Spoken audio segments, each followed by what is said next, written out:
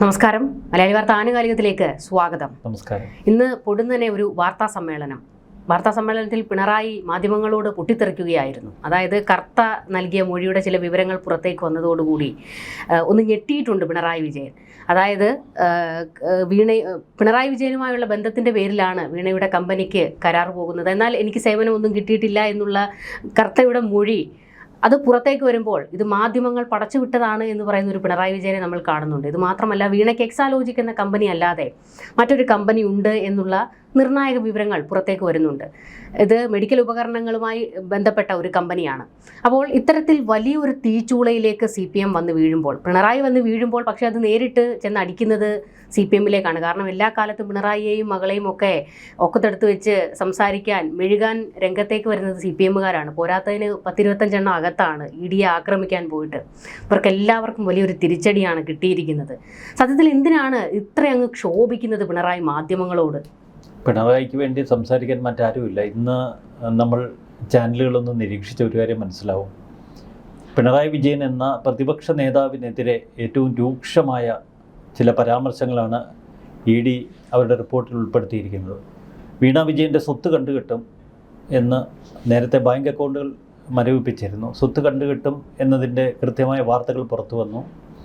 സ്വത്ത് കണ്ടുകെട്ടുന്നതിന് ചില നടപടിക്രമങ്ങളുണ്ട്. അതിൻ്റെ ഭാഗമായാണ് ഒരു വിശദമായ റിപ്പോർട്ട് ED ഇപ്പോൾ തയ്യാറാക്കിയിരിക്കുന്നത്. അതിനെ സൂക്ഷ്മമായി വിലയിരുത്തണം. ഈ റിപ്പോർട്ടിൽ വളരെ കൃത്യതയോടെ എൻഫോഴ്സ്മെൻറ്റ് ഡയറക്ടറേറ്റ് പറയുന്നു, ശശിധരൻ കർത്തിയുടെ മൊഴി അടിസ്ഥാനമാക്കിയാണ് റിപ്പോർട്ടിൻ്റെ പ്രസക്ത ഭാഗങ്ങൾ. അതിൽ പറഞ്ഞിരിക്കുന്നത് 2024 ഏപ്രിലിൽ ശശിധരൻ കർത്ത കൊടുത്ത ഒരു മൊഴിയുടെ അടിസ്ഥാനത്തിലാണ് റിപ്പോർട്ട്. അന്ന് ശശിധരൻ കർത്തയുടെ വീട്ടിൽ പോയി എൻഫോഴ്സ്മെൻറ്റ് ഡയറക്ടറേറ്റ് ഉദ്യോഗസ്ഥർ മൊഴിയെടുത്തതാണ്. കർത്ത പറയുന്നു, എനിക്കും പിണറായി വിജയനും തമ്മിൽ വലിയ ബന്ധമുണ്ട്. ഞങ്ങളുടെ വ്യക്തിപരമായ ബന്ധത്തിൻ്റെ പേരിലാണ് മകൾ വീണ വിജയന് ഞാൻ പണം കൊടുത്തത്. 1-2 അല്ല, 2,78 ലക്ഷം രൂപ. ഒരു മാസം വീണ വിജയൻ 5 ലക്ഷം, എക്സാലോജിക്കിന് 3 ലക്ഷം എന്ന കണക്കിൽ, പിന്നെ ആ കണക്കിൽ പെടാതെ ഒരു 50 ലക്ഷം ശശിധരൻ കർത്തയുടെ മറ്റൊരു കമ്പനിയിൽ നിന്ന് വീണ വിജയൻ്റെ എക്സാലോജിക്കിലേക്ക് ലോണായി ട്രാൻസ്ഫർ ചെയ്തിട്ടുണ്ട്. ഇതൊക്കെ ലോണായി ഇവിടെ കിടക്കത്തേ ഉള്ളൂ. പ്രശ്നം മറ്റൊന്നാണ്. നമ്മൾ ഇതുവരെ കരുതിയത് വീണ വിജയനിൽ മാത്രം എൻഫോഴ്സ്മെൻറ്റ് ഡയറക്ടറേറ്റിൻ്റെ അന്വേഷണം ഒതുങ്ങി നിൽക്കുമെന്നാണ്. ഇപ്പോൾ നമ്മൾ നേരത്തെ പലപ്പോഴും സൂചിപ്പിച്ചതുപോലെ പിണറായിയിലേക്ക് എത്തുന്നു. പിണറായിയിലേക്ക് ഈ അന്വേഷണം എത്തുമ്പോൾ മറ്റു ചില കാര്യങ്ങൾ കൂടി ഇവിടെ മനസ്സിലാക്കാനുണ്ട്. പണ്ടൊക്കെ ഒരു കേന്ദ്ര അന്വേഷണ ഏജൻസിയുടെ അന്വേഷണം തൻ്റെ നേർക്ക് വരുമ്പോൾ പാർട്ടിയെ പ്രതിരോധത്തിനായി പിണറായി വിജയൻ മുന്നിൽ നിർത്തും. പിണറായി വിജയന് തന്നെ പടപെട്ടാനുള്ള അധികാരശക്തി ഉണ്ടായിരുന്നു. പിന്നെ ആഭ്യന്തര വകുപ്പ് ഭരിക്കുന്ന മുഖ്യമന്ത്രിയാണ് അന്ന് പിണറായി വിജയൻ. കേരളത്തിലെ മുതിർന്ന IAS IPS ഉദ്യോഗസ്ഥരൊക്കെ പിണറായി വിജയൻ്റെ ചൊൽപ്പിടിക്ക് നിൽക്കുന്നവരും. അവരെ ഉപയോഗിച്ച് ഡൽഹിയുടെ അധികാര കേന്ദ്രങ്ങളിൽ ചില നീക്കങ്ങൾ നടത്താൻ അന്ന് പിണറായിക്ക് ശക്തി ഉണ്ടായിരുന്നു. നമുക്കറിയാം, MR അജിത് കുമാറിനെ പോലെയുള്ളവർ എന്തും കേൾക്കുന്ന ഒരു ഉദ്യോഗസ്ഥ വൃന്ദത്തിൽപ്പെട്ടവരാണ്. അവരെ പോലെയുള്ളവരെ ഉപയോഗിച്ച് ഇപ്പോൾ കേന്ദ്ര സർക്കാരാണ് കേന്ദ്ര അന്വേഷണ ഏജൻസിയെ നിയന്ത്രിക്കുന്നതെങ്കിലും അതിൽ ധാരാളം മലയാളി ഉദ്യോഗസ്ഥരൊക്കെ ഉണ്ട്. ഈ ഉദ്യോഗസ്ഥരിൽ പലരും കേരളത്തിൽ ജോലി ചെയ്യുന്ന അന്യസംസ്ഥാനക്കാരായ IAS IPS ഉദ്യോഗസ്ഥരുടെ ഒറ്റ സുഹൃത്തുക്കളൊക്കെ ആയിരിക്കും.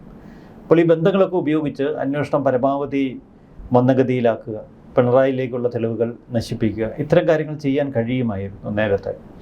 അപ്പോൾ ആ സാധ്യത ഇപ്പോൾ നിലച്ചിരിക്കുന്നു.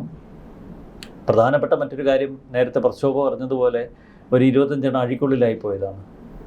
വീട്ടിൽ റെയ്ഡ് ചെയ്യാനെത്തിയ ED ഉദ്യോഗസ്ഥരെ കാർ മർദ്ദിച്ച കേസിൽ ഇതുവരെ ജാമ്യം ലഭിക്കാതെ IPV ഉൾപ്പെടെയുള്ളവരാണ് കിടക്കുന്നത്. വല്ലാത്തൊരവസ്ഥയിൽ കിടപ്പുണ്ട് അവരൊക്കെ. പാർട്ടിക്ക് പ്രത്യക്ഷത്തിൽ ഒരു പ്രതിരോധം ഒരുക്കാൻ കഴിയില്ല. കാരണം പാർട്ടി ആദ്യത്തെ ED ആക്രമണത്തോടെ തളർന്നു. അവരെ ഒന്ന് സന്ദർശിക്കാനോ അവർക്ക് ആത്മവിശ്വാസം പകരാനോ പിണറായി വിജയന് കഴിയുന്നില്ല. അവർ ജയിലിൽ കിടന്ന് നിലവിളിക്കുക. അവരുടെ ബന്ധുക്കളൊക്കെ AKG സെൻറ്ററിൽ പോയി കരയുക, വാവിട്ട് കരയുക. 50 ദിവസമായി, 1-2 അല്ല. അപ്പോൾ ഇനി എന്തായാലും പിണറായി വിജയനെ ചോദ്യം ചെയ്യാനായി ED അങ്ങോട്ട് പിടിച്ചുകൊണ്ട് പോയാലും ആരും പ്രതികരിക്കാൻ പോകുന്നില്ല. പിന്നീട് MP ഗോവിന്ദനാണ് പ്രതികരിക്കാൻ അല്പമെങ്കിലും ജീവൻ ബാക്കിയുള്ള ഒരു നേതാവ്.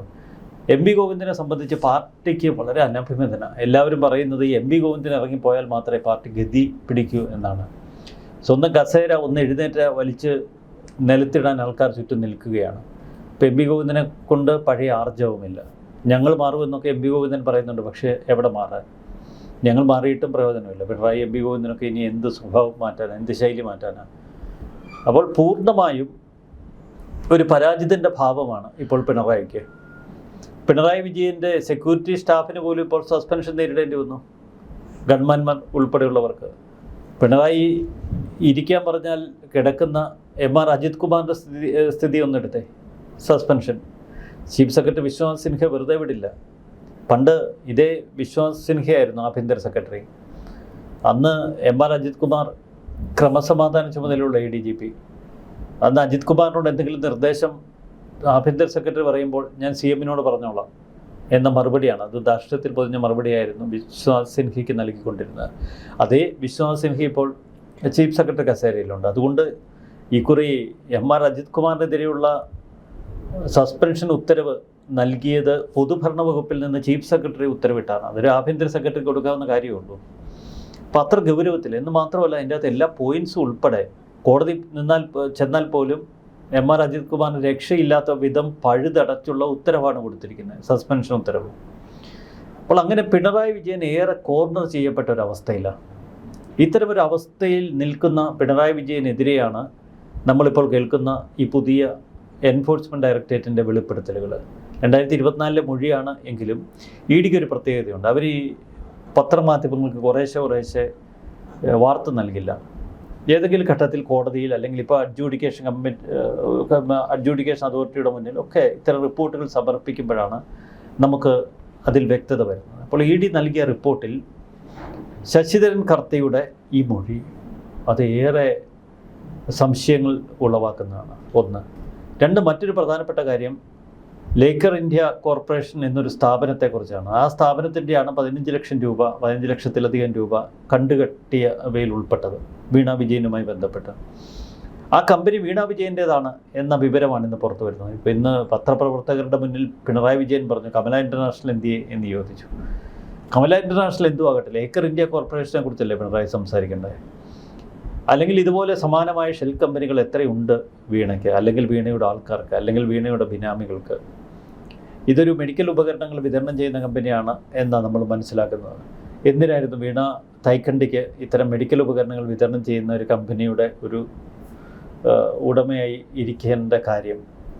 അവിടെ മറ്റൊരു സംശയം കൂടിയുണ്ട്. വീണ ജോർജ് അന്ന് പഴയ ആരോഗ്യമന്ത്രി, ഇവർ തമ്മിൽ വലിയ കൂട്ടൊക്കെ ആയിരുന്നു, ഒരുപാട് ബന്ധങ്ങളുണ്ടായിരുന്നു എന്ന് നമുക്കറിയാം. നമുക്ക് ഈ മെഡിക്കൽ ഉപകരണങ്ങളുമായി ബന്ധപ്പെട്ട വിതരണത്തെക്കുറിച്ചൊന്നും അറിയില്ല. പക്ഷേ ആത്യന്തികമായി പലതും പുറത്തേക്ക് വരും, അതിൻ്റെ സൂചനയാണ്.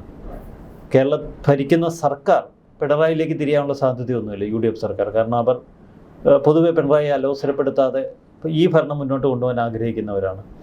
എന്നാൽ കേന്ദ്ര സർക്കാരിനെ സംബന്ധിച്ച് നമ്മൾ കണ്ടതാണ് കഴിഞ്ഞ ഒരു പതിറ്റാണ്ടിനിടയിൽ 2019 മുതൽ പല അന്വേഷണ ഏജൻസികളും ഇവിടെ വരുന്നു, തെറിച്ചു പോകുന്നു, പിന്നെയും വരുന്നു, തെറിച്ചു പോകുന്നു. പക്ഷേ ഇപ്പോൾ ഈ CPM-ന് അന്ത്യകുദാശ നൽകേണ്ട ഒരു സമയമാണ് എന്ന് BJP കണക്കൂട്ടുന്നുണ്ട്. കേരളത്തിലെ UDF ഭരണം മുന്നോട്ട് പോകുന്നു, ശക്തമായ പ്രതിപക്ഷമായി നിൽക്കാൻ CPM-നോ ഇടതുപക്ഷത്തിനോ കഴിയുന്നില്ല. ആ സ്പേസിലേക്ക് ഇന്ത്യക്ക് പല കാരണങ്ങൾ കൊണ്ട് വളർന്നു വരാനൊന്നും കഴിയുന്നില്ല. പക്ഷേ ഇപ്പോഴത്തെ രാഷ്ട്രീയ സാഹചര്യം വിലയിരുത്തുമ്പോൾ പിണറായി വിജയനെതിരെയുള്ള കേസ് കൂടുതൽ ശക്തമാക്കി കൊണ്ടുപോകുന്നതാണ് കേന്ദ്ര സർക്കാരിനും BJP-ക്ക് നല്ലത്. ഇടപെടാനുള്ള ആർജവം ഇപ്പുറത്തും നഷ്ടപ്പെട്ടിരിക്കുന്നു. പണ്ടൊക്കെ പിണറായി വിജയൻ ഡൽഹിയിലേക്ക് ഓടിച്ചെല്ലാം, അവിടെ KV തോമസിനെ പോലെയുള്ള താരങ്ങളുണ്ട്. പിണറായി വിജയന് പലരുമായും ബന്ധമുണ്ട്, പല ബന്ധങ്ങളും ഉപയോഗിക്കുന്നു, ഒന്നും നടക്കുന്നില്ല. അപ്പോൾ പൂർണ്ണമായും ഒരു പരാജയത്തിൻ്റെ മുഖഭാവം ഇപ്പോൾ പിണറായിക്ക്. ഇവിടെയാണ് അപകടത്തിൻ്റെ ഒരു വ്യാപ്തി നമ്മൾ അളക്കേണ്ടത്. എൻഫോഴ്സ്മെൻറ്റ് ഡയറക്ടറേറ്റ് പിണറായി വിജയന് ഒരു നോട്ടീസ് നൽകുമെന്നാണ് ഇപ്പോൾ പുറത്തു വരുന്ന വിവരവും. അതിന് ഘട്ടം ഘട്ടമായി ചില നടപടിക്രമങ്ങളുണ്ട്. അതിലൊന്ന് വീണ വിജയൻ്റെ സ്വത്ത് മരവിപ്പിക്കൽ പൂർണ്ണമായിട്ട്. അത് പിണറായിയുടെ അടിത്തറ ഇളക്കും. മുഹമ്മദ് റിയാസൊക്കെ എങ്ങനെ പ്രതികരിക്കുന്നു പോലും നമുക്കറിയില്ല. രണ്ടാമത് പിണറായി വിജയനുള്ള നോട്ടീസാണ് ചോദ്യം ചെയ്യലിന്. വീണ വിജയന് ശേഷം പിണറായി വിജയനെ ആവശ്യമെങ്കിൽ തങ്ങൾ വിളിപ്പിക്കും എന്ന ഒരു സൂചന നേരത്തെ ED നൽകിയിരുന്നു. അപ്പോൾ പിണറായിയെ ചോദ്യം ചെയ്യലിനായി വിളിപ്പിച്ചാൽ പിണറായിക്ക് എന്ത് പറയാൻ കഴിയും? എൻ്റെ മകള് കർത്ത കൊടുത്ത പണം. പക്ഷെ അവിടെ കർത്തയുടെ ഒരു മൊഴി രൂക്ഷമായി നിൽക്കുന്നു. പിണറായി വിജയനുമായുള്ള ബന്ധത്തിലാണ് ഞാൻ കൊടുത്തത്. അപ്പോൾ പിണറായി വിജയനുമായി എന്ത് ബന്ധം? സൗഹൃദമെന്ന് വേണമെങ്കിൽ വാദിക്കാം. പക്ഷെ അതിലപ്പുറം ശശിധരൻ കർത്തയുടെ കരിമണൽ കമ്പനി നമ്മുടെ കോസ്റ്റൽ ബെൽറ്റിൽ നിന്ന് ഈ ഖനനവുമായി ബന്ധപ്പെട്ട നിരവധി വിവാദങ്ങളിൽപ്പെട്ടിരുന്നു. സർക്കാർ അവരെ അമിതമായി സഹായിച്ചു. CMRL എന്ന ശശിധരൻ കർത്തിയുടെ കമ്പനിക്ക് KSIDCയുമായി ബന്ധമുണ്ട്. ഈ CMRL KSIDCക്ക് ഷെയറുണ്ട്. അപ്പോൾ ഇതൊരു ഇൻട്രസ്റ്റഡ് പാർട്ടിയാണ്. അവിടെ അഴിമതിക്കുള്ള സ്കോപ്പുണ്ട്. എൻഫോഴ്സ്മെൻറ്റ് ഡയറക്ടറേറ്റ് ഈ കേസെടുത്തിരിക്കുന്നത് കള്ളപ്പണ നിരോധന നിയമത്തിൻ്റെ പരിധിയിലാണ്. പക്ഷേ അഴിമതി നിരോധന നിയമത്തിൻ്റെ പരിധിയിലേക്ക് ഈ കേസ് കടക്കും. അങ്ങനെ വന്നാൽ CBIക്ക് കൈമാറും. കള്ളപ്പണ ഇടപാടുണ്ടായി എന്ന് ED പറയുന്നുണ്ട്. കാരണം 2 തരത്തിലാണ്. ഒന്ന്, ഈ പണത്തിൻ്റെ സോഴ്സ് അത് കള്ളപ്പണ ഇടപാടുമായി ബന്ധപ്പെട്ടതാണ്. 2, ഈ പണം ഉപയോഗിച്ച രീതി അത് ഷെൽ കമ്പനികൾക്ക് വേണ്ടി നിക്ഷേപിക്കുകയാണ്. മറ്റേതെങ്കിലും തരത്തിൽ കള്ളപ്പണ കൈമാറ്റങ്ങൾക്ക് ഒരു വ്യാജ ഷെൽ കമ്പനിയുടെ ഒരു സംവിധാനങ്ങൾ ഉപയോഗപ്പെടുത്തിയതാണ്. ED പറയുന്ന യാതൊരുവിധ സേവനവും നൽകാതെ, ഒരുവിധ സോഫ്റ്റ്വെയർ വർക്കുകളുമില്ലാതെ ഒരു കമ്പനിയുടെ പേരിൽ, ഒരു ഷെൽ കമ്പനിയുടെ പേരിൽ കോടികൾ വാങ്ങുന്നു, അത് വീണ പോക്കറ്റിലിടുന്നു. അപ്പോൾ ഇത് കള്ളപ്പണ ഇടപാടാണ്. അപ്പോൾ ഇതിൽ കള്ളപ്പണ ഇടപാട് വരുന്നു, അഴിമതി വരുന്നു. ഇപ്പോൾ പിണറായി വിജയൻ ഇന്ന് മാധ്യമങ്ങൾക്ക് മുന്നിൽ വിവരിച്ചതുപോലെ അത്ര എളുപ്പമല്ല കാര്യങ്ങൾ. പെട്ടു പണ്ടാരം തുടങ്ങി. മകൾ മാത്രമല്ല, അച്ഛനും മകളും ഈ കേസിൽ പെടും. പക്ഷെ ഇവിടെ 2-3 കാര്യങ്ങൾ നമ്മൾ ആലോചിക്കേണ്ട. ഒന്ന്, പ്രതിപക്ഷ നേതൃസ്ഥാനത്ത് ഇപ്പോൾ പിണറായി ഇരിക്കുന്നു. ഒരു ഭരണഘടന പദവിയാണ്, അത് രാജിവെക്കേണ്ടി വരും കേസെടുക്കുമെന്നുള്ളത് ഉറപ്പാണ്. അങ്ങനെ പ്രതിപക്ഷ നേതൃസ്ഥാനം കൂടി പിണറായിക്ക് പോയാൽ ഒരു വല്ലാത്ത അവസ്ഥയാണ്. കാലം കാത്തുവെച്ച ഒരു വിധി വൈപരീത്യം എന്നൊക്കെ വേണമെങ്കിൽ നമുക്കിതിനെ വിശേഷിപ്പിക്കാം. മറുവശത്ത് വീണ താൻ ഒറ്റയ്ക്കല്ല എന്നുള്ളൊരു ആശ്വാസം വേണമെങ്കിൽ ഉണ്ടാകാം. കാരണം അപ്പം കൂടി ഉണ്ടെങ്കിൽ ഒരു കൂട്ടുണ്ടല്ലോ എല്ലാത്തിലും. പക്ഷെ മറുവശത്ത് ഏതൊക്കെ തലങ്ങളിൽ ഈ അഴിമതി വ്യാപിച്ചിരിക്കുന്നു, ഏതൊക്കെ ഷെൽ കമ്പനികൾ ഇതിന് പിന്നിലുണ്ട്. ശശിധരൻ കർത്തിയുടെ കുടുംബാംഗങ്ങളെ നേരത്തെ ചോദ്യം ചെയ്തപ്പോൾ സമാനമായ മൊഴിയാണ് നൽകിയത്. അപ്പോൾ ഇത്തരം കൂടുതൽ വെളിപ്പെടുത്തലുകൾ വരുമ്പോൾ നമ്മൾ ഏറെ ചർച്ച ചെയ്ത് ഇനി എന്ത് ഈ മാസപ്പടിയിൽ നിന്ന് ആലോചിച്ച് നിൽക്കുമ്പോഴാണ് ഇത്തരം ചില ഭൂകമ്പങ്ങൾ പോലെയുള്ള വാർത്ത നമ്മുടെ മുന്നിലേക്ക് വരുന്നത്. പിണറായിക്ക് കഷ്ടകാലം തന്നെ. പക്ഷേ ഈ പിണറായി ഈ കാര്യത്തിൽ കുറച്ച് അതിബുദ്ധി കാണിച്ചില്ലേ എന്നുള്ളതാണ്. അതായത് ഞാൻ കുടുങ്ങുകയാണെങ്കിൽ പാർട്ടി എനിക്കൊപ്പം തന്നെ നിൽക്കേണ്ട ഒരു അവസ്ഥ പാർട്ടിക്ക് ഉണ്ടാക്കി വെക്കുന്നതിന് വേണ്ടിയാണോ? അതായത് എക്സാലോജിക് എന്ന കമ്പനിയുടെ ബംഗളൂരുവിലെ അതിൻ്റെ അഡ്രസ്സ് AKG സെൻറ്ററിൻ്റേതാണ്. അവർക്ക് അത്ര എളുപ്പത്തിൽ അതിൽ നിന്ന് ഒഴിയാൻ കഴിയില്ല. നമുക്കറിയാം അത് വീണ വിജയൻ മാത്രം ചെയ്തൊരു കാര്യമായിരിക്കില്ല എന്നുള്ളത് നമുക്ക് ഏകദേശം വ്യക്തമാകുന്ന ഒരു കാര്യമാണ്. പിന്നെ ഈ പറയുന്ന പോലെ മാസപ്പടിക്ക് വരെ GST അടച്ചു എന്നൊക്കെയുള്ള ചില വാദങ്ങൾ, ഇത്തരത്തിലുള്ള ചില ഓവർ കോൺഫിഡൻസുകൾ, ഒരുപക്ഷെ അത് വീണ്ടും അധികാരം തന്നിലേക്ക് തന്നെയാണ് എന്നുള്ള ഒരു ഓവർ കോൺഫിഡൻസിൽ ചെയ്തു കൂട്ടിയ ചില കാര്യങ്ങളൊക്കെ ഇന്ന് പിണറായിക്ക് അത് ശക്തമായി തിരിച്ചടിക്കുന്നുണ്ട്. ഈ പിണറായി വിജയൻ്റെ ചരിത്രം നമ്മളൊന്നും എടുത്ത് 2016 പിണറായി വിജയൻ കേരളത്തിൻ്റെ മുഖ്യമന്ത്രിയാകുന്നു. 2019 വരെ ചോദ്യം ചെയ്യപ്പെടാത്ത അജയ്യ നേതാവായിരുന്നു, ഭരണാധികാരിയായും മറുവശത്ത് പാർട്ടി നേതാവായും. 2019-20 കാലഘട്ടത്തിലാണ് സ്വർണ്ണക്കള്ളക്കടത്ത് കേസ് വരുന്നത്. അതിനെ അന്ന് മസിൽ പെരുപ്പിച്ച് പ്രതിരോധിക്കുക പിണറായി ചെയ്തത്. പാർട്ടിയെ മുൻനിർത്തി, കേരള പോലീസിനെ മുൻനിർത്തി, സെക്രട്ടേറിയറ്റ് കയറിയ കേന്ദ്ര ഉദ്യോഗസ്ഥർ നേരെ പോകില്ല എന്നൊക്കെ ഭീഷണിപ്പെടുത്തി കട്ടക്കിറങ്ങുക ചെയ്തത്. പക്ഷേ 2020-21 പിണറായിക്ക് വലിയൊരു അനുകൂല ഘടകം കിട്ടി. കേന്ദ്ര അന്വേഷണ ഏജൻസികളുടെ അന്വേഷണമൊക്കെ നിലച്ച 2 വർഷം, കോവിഡ് കാലം. എല്ലാ അന്വേഷണവും അന്ന് മന്ദഗതിയിലായിപ്പോയി. കാരണം കോവിഡ് കാലത്ത് വലിയ അന്വേഷണവും മുന്നേറ്റങ്ങളൊന്നും ഒരു തലത്തിലും നടന്നില്ല. അപ്പോൾ ആ കാലഘട്ടത്തിൽ വീണ്ടും പിണറായി വിജയൻ ജനങ്ങളുടെ മനസ്സിൽ ചില പ്രതീക്ഷകളൊക്കെ നിറച്ച് കോവിഡിൽ വലിയ രക്ഷകനായി അവതരിച്ച് ആ സമയത്ത് ഈ സ്വർണ്ണക്കള്ളക്കടത്ത് കേസും ഫ്രീസറിലായിപ്പോയി. ആ രണ്ടാം വരവിൽ കൂടുതൽ കരുത്തനായി താനെന്നുള്ള ഒരു ചിന്തയാണ്. അവിടെയാണ് ഈ സ്വപ്ന സുരേഷ് പറയുന്നത് മകളും ഭാര്യയും എല്ലാവരും ചേർന്നിരുന്നുള്ള കൂട്ടുകച്ചവടമാണ് അന്ന് ക്ലിഫ് ഹൗസിൽ നടക്കുന്നത്, കോവളം ഗസ്റ്റ് ഹൗസിൽ വെച്ച് നടക്കുന്നത്, കേരളത്തിൻ്റെ പല ഭാഗങ്ങളിലും ഈ ദുബായിലും വിദേശങ്ങളിലും ഒക്കെ വെച്ച് നടക്കുന്നത്. അപ്പോൾ പിണറായി താൻ ചോദ്യം ചെയ്യപ്പെടാനുള്ള സാധ്യത ആ ഘട്ടത്തിൽ ചിന്തിക്കുന്നതേയില്ല. അവിടെ നിന്നാണ് 2026 വലിയ പരാജയത്തിലേക്ക് പിണറായി കൂപ്പുകുത്തുന്നത്. അതാ മനുഷ്യൻ്റെ ഒരു വലിയ വീഴ്ചയാണ്. പിണറായി വിജയൻ ഒരിക്കലും ഇത്ര വലിയൊരു വീഴ്ച തനിക്ക് സംഭവിക്കുമെന്ന് കണക്കൂട്ടിട്ടില്ല. ഈ വീഴ്ച ഉൾക്കൊള്ളാൻ അദ്ദേഹത്തിന് കഴിയുന്നില്ല. അതുകൊണ്ടാണ് പ്രതിപക്ഷ നേതൃസ്ഥാനത്ത് ഇപ്പോഴും അദ്ദേഹം കടിച്ചു തൂങ്ങിക്കിടക്കുന്നത്. ജനങ്ങളും പാർട്ടിക്കാരും ഒക്കെ വെറുത്തിട്ടും ആ പ്രതിപക്ഷ നേതാവ് തനിക്ക് ആകണമെന്ന വാശി അതുകൊണ്ടാണ്. MP ഗോവിന്ദന് പാർട്ടി സെക്രട്ടറി ആയിട്ട് ഇരിക്കണമെങ്കിൽ പിണറായി വിജയൻ്റെ ആശീർവാദമാണ്. ഇത് അങ്ങോട്ടും ഇങ്ങോട്ടുമാണ്. നീ എന്നെ ചൊറിഞ്ഞ ഞാൻ നിനക്ക് ചൊറിഞ്ഞു തരാം. അപ്പോൾ ഇവർ രണ്ടുപേരും കൂടെ ചൊറിഞ്ഞ് അവിടെ ഇരിക്കുന്നു. ഇപ്പോൾ പിണറായിയെ സംബന്ധിച്ച് പാർട്ടിക്കാർക്കൊന്നും അത്ര വലിയ ഒരു ആർജവമോ നട്ടല്ലോ ഒന്നുമില്ല. MA ബേബിയൊക്കെ വേറൊരു അലങ്കാര ചെടി പോലെ ഡൽഹിയിൽ അങ്ങ് ഇരിക്കുന്നേ ഉള്ളൂ. പാർട്ടിക്ക് വേറെ എവിടെയാണ് വേരുള്ളത്? എല്ലാം പൊളിഞ്ഞ് പണ്ടാരം അടങ്ങി നിൽക്കുകയാണ്. അപ്പോൾ അങ്ങനെ ഒരു ഘട്ടത്തിൽ പിണറായി വിജയനെ ഇനി നിയമപരമായ വഴികളിലൂടെ വീഴ്ത്താൻ കഴിയൂ. കാരണം ഈ പാർട്ടിക്ക് ഈ അടിമക്കണ്ണുകൾക്ക് ചോദ്യം ചെയ്യാനുള്ള ആർജവമൊന്നുമില്ല. കേസെടുത്ത് പിണറായിയെ ചോദ്യം ചെയ്ത് പ്രതിപട്ടികയിൽ ഉൾപ്പെടുത്തിയാൽ സ്വാഭാവികമായി ചില അടിമക്കണ്ണുകൾ തലപൊക്കും. പ്രതിപക്ഷ നേതൃസ്ഥാനം ഒഴിയണം എന്നുള്ള ആവശ്യം അവർ മുന്നോട്ട് വയ്ക്കും. അങ്ങനെ ആ പ്രതിപക്ഷ നേതാവിൻ്റെ സ്ഥാനം കൂടി പോയാൽ പിന്നെ അഴിക്കുള്ളിലേക്ക് അധിക ദൂരമില്ല. അവിടെയാണ് പിണറായി വിജയൻ്റെ നെഞ്ചെടുപ്പ് കൂടുന്നത്. ഒരു വല്ലാത്ത അവസ്ഥയിലാണ്. പക്ഷേ ഈ ചോദ്യം ചെയ്യലിന് വിളിപ്പിക്കും. പക്ഷേ ചോദ്യം ചെയ്യലിന് വരെ വിളിപ്പിക്കുന്നതിൽ അത് അവസാനിക്കില്ലേ? കാരണം നമ്മളിത് എത്രയോ കാലമായി ഈ മാസപ്പടിയും സ്വർണ്ണക്കടത്തും ഒക്കെ കേട്ടുകൊണ്ടിരിക്കുന്നതാണ്. കാരണം അത് കേട്ട് മലയാളികൾക്ക് തഴമ്പിച്ചു. അവർ തന്നെ പറയുന്നുണ്ട് ഇതിലൊന്നും നടക്കാൻ പോകുന്നില്ല. അങ്ങനെ ഒന്നും നടക്കാൻ പോകുന്നില്ല എന്ന് അവർ പറയുന്നതിൻ്റെ ചില കാരണങ്ങളുണ്ട്. അതായത് ഇപ്പോഴും പിണറായി വിജയൻ എന്നൊരു നേതാവ് ശക്തനാണെന്ന് കരുതുന്ന എല്ലാവരും ഉണ്ട്. കാരണം കേന്ദ്രവുമായിട്ട് അവിടെ ഈ പറയുന്ന KV തോമസിൻ്റെ ഒന്നും സഹായമില്ലെങ്കിലും ഒരു പിടി അവിടെ ഉണ്ട്. മോദിയുമായിട്ട് നല്ല അടുപ്പമുള്ള ഒരാളാണ് എന്നുള്ള ചില ആരോപണങ്ങൾ അത് ഈ 10 വർഷക്കാലത്ത് നമ്മൾ ഒരുപാട് കിട്ടും. അതിനൊക്കെ അപ്പുറത്തേക്ക് നിതിൻ ഗഡ്കരിയുമായിട്ടൊക്കെയുള്ള പിണറായി വിജയൻ്റെ ബന്ധം. അപ്പോൾ ഇപ്പോഴും ഒരു പ്രബലൻ തന്നെയാണ് താൻ എന്നുള്ള ഒരു അഹങ്കാരം ഇപ്പോഴും മുഖത്തുണ്ട്. എല്ലാം പ്രബലൻ എന്നുള്ളതൊക്കെ കെട്ടിച്ചമച്ച് വെച്ചിരിക്കുന്നതാണ്. പഴയ പിണറായി വിജയൻ അല്ല ഇപ്പോഴത്തെ പിണറായി. പഴയ ED അല്ല ഇപ്പോഴത്തെ ED ഉദ്യോഗസ്ഥരെ ഒന്ന് ഓർക്കണം. 2 കാറുകളിൽ അവർ സഞ്ചരിക്കുമ്പോൾ ഒരു കൂട്ടം അക്രമികൾ ചുടുകല്ലും കമ്പും കട്ടയും ഒക്കെ ആയിട്ട് വന്ന് അവരുടെ കാർ അടിച്ച് പൊളിക്കുന്നൊരു രംഗം ആ ED ഉദ്യോഗസ്ഥർ അവരുടെ ജീവിതത്തിൽ ഇത് മറക്കില്ല. ED ഉദ്യോഗസ്ഥർ മാത്രമല്ല, EDയുടെ ഉന്നത ഉദ്യോഗസ്ഥരും ഇതൊന്നും മറക്കില്ല. അവർക്ക് വാശിയില്ലേ, മനുഷ്യരല്ലേ. ആ വാശി എന്തായാലും പിണറായി വിജയനോട് ഉണ്ടാവുമല്ലോ.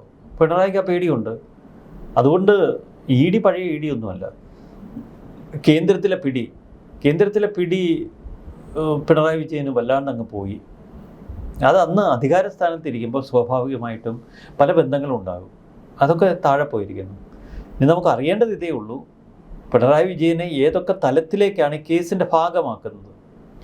ഇനി കേന്ദ്രം ഭരിക്കുന്നവർക്ക് പിണറായി ഈ വയസ്സാം കാലത്ത് ഇനി ഇങ്ങനെ ഉപദ്രവിച്ച് അഴിക്കുള്ളിലാക്കണം എന്നൊക്കെ ഒരു ദയനീയത തോന്നിയാൽ ചിലപ്പം അതൊക്കെ ഒരു മയപ്പെട്ടങ്ങ് പോയേക്കാം. അതല്ല ഇനി CPMന് അദ്ദേഹത്തെ കൊണ്ട് എത്ര കാലം നയിക്കാൻ കഴിയും എന്നൊക്കെയുള്ള സ്വാഭാവികമായി മാനുഷികപരമായ ചില ചോദ്യങ്ങൾക്ക് മുന്നിൽ ചിലപ്പോൾ കേന്ദ്രം ഒന്നും വിട്ടുവീഴ്ച ചെയ്തേക്കാം. പക്ഷെ അങ്ങനെയൊക്കെ വിട്ടുവീഴ്ച ചെയ്താൽ ഈ കേരളത്തിലെ ജനങ്ങളുണ്ടല്ലോ, അവർ NDAയിൽ നിന്ന് BJPയിൽ നിന്ന് അകലും. അവർ ചില തീരുമാനങ്ങളെടുക്കും. അത് ഭാവിയിൽ NDAക്ക് കേരളത്തിൽ വലിയ ബുദ്ധിമുട്ടുണ്ടാക്കും. ഇവിടെ ഇത്ര വലിയൊരു വിഷയം, അതായത് കർത്ത നേരിട്ട് വന്ന് പറയുകയാണ്, ഞാൻ പിണറായി വിജയനുമായുള്ള ബന്ധത്തിൻ്റെ പേരിലാണ് മകൾക്ക് സഹായം ചെയ്തു കൊടുത്തത് എന്ന് പറയുമ്പോൾ നിസ്സാര കാര്യമല്ല പറഞ്ഞിരിക്കുന്നത്. കാരണം കേരളത്തിൻ്റെ സമ്പത്ത് കൊള്ളയടിച്ച കേസാണിത്. ഇപ്പോഴും ഈ വിഷയം പുറത്തു വന്നിട്ടും വലിയ ഒരു പ്രതികരണത്തിനൊന്നും കോൺഗ്രസ് തയ്യാറാകുന്നില്ല. അവർ അധികാരത്തിലാണ്. പക്ഷേ VD സതീശനൊന്നും കേട്ടൊരു ഭാവം നടിക്കുന്നില്ല. എന്തുകൊണ്ട്? കോടാനുകോടികൾ നമ്മൾ ഈ പറയുന്ന പോലെ വീണ വിജയൻ്റെ അക്കൗണ്ടിലേക്ക് പോയ വെറും 2.25 കോടി അല്ലല്ലോ, അതിനൊക്കെ അപ്പുറത്തേക്ക് വലിയ എന്തോ ഒരു ഡീലിങ്സ് നടന്നിട്ടുണ്ട്. കാരണം പലരുടെയും പേര് ആ ഡയറിയിലുണ്ട്. അതിലേക്ക് കൂടി വരുമോ എന്നുള്ളതാണ്. അതെ, തങ്ങളിലേക്ക് കൂടി അന്വേഷണം വ്യാപിക്കുക. മൊത്തം മൂടോടെ പൊളിഞ്ഞ ഒരുപക്ഷെ പിണറായി പറയും ആ ഡയറി പേരുള്ള എല്ലാവരെയും പൊക്കണമെന്ന്. അതറ്റ കഴിക്കാണ്. അപ്പോൾ എല്ലാം കൂടി വീഴുമോ എന്നുള്ളൊരു ഭയം സ്വാഭാവികമായിട്ട് UDF നേതാക്കൾക്കുണ്ടാവും. പക്ഷെ മറ്റ് UDF നേതാക്കൾ കർത്തയുടെ നിന്ന് പണം മേടിച്ചതിൽ നിന്ന് ഭിന്നമാണ് വീണ വിജയൻ്റെ കാര്യം. കാരണം വീണ വിജയൻ ഷെൽ കമ്പനി തുടങ്ങി. ഇതിനകത്ത് ഒരുപാട് അധാർമികതയുണ്ട്. അപ്പം മുഖ്യമന്ത്രിയാണ്, മകൾ മറ്റൊരു തലത്തിൽ പണം മേടിച്ചെടുക്കുന്നു. അവിടെയാണ് ഇപ്പോൾ ഒരു ചോദ്യം തന്നെ വരുന്നുണ്ട്. അതായത് ഈ എക്സാലോജിക് എന്ന കമ്പനി വീണയുടെ പേരിൽ തുടങ്ങിയത് പിണറായി വിജയനാണോ എന്നുള്ളൊരു ചോദ്യമുണ്ട്. അതായത് അധികാരത്തിലിരിക്കുമ്പോൾ പിണറായി തന്നെ പറയുന്നുണ്ട്, ഞാൻ എൻ്റെ മക്കളെ രാഷ്ട്രീയത്തിലേക്ക് കൊണ്ടുവന്നില്ല, ഭരണത്തിലേക്ക് അടുപ്പിച്ചില്ല എന്ന് പറയുമ്പോഴും ഈ പിണറായി വിജയൻ മുഖ്യമന്ത്രിയായിരുന്ന 10 വർഷക്കാലത്ത് നമ്മൾ കേട്ട അഴിമതിയുടെ വാലറ്റത്തെല്ലാം വീണയുണ്ട്, വീണയുടെ കമ്പനിയുണ്ട്. അല്ല, ഈ പിണറായി വിജയന് ഭയങ്കര ഒരു പുത്രി സ്നേഹമുള്ളൊരു അച്ഛനാണ്. നമുക്കറിയാം, കൊച്ചുമക്കളോടും വലിയ സ്നേഹമൊക്കെയാണ്. പിണറായി വിജയനെ സംബന്ധിച്ച് ദീർഘകാലം കേരളം ഭരിച്ച മുഖ്യമന്ത്രിയുടെ മകൾ എന്ന നിലയിൽ വലിയ സൗഭാഗ്യങ്ങൾ മകൾക്ക് കിട്ടി. മുൻ മന്ത്രി വീണയുടെ ഭർത്താവായി.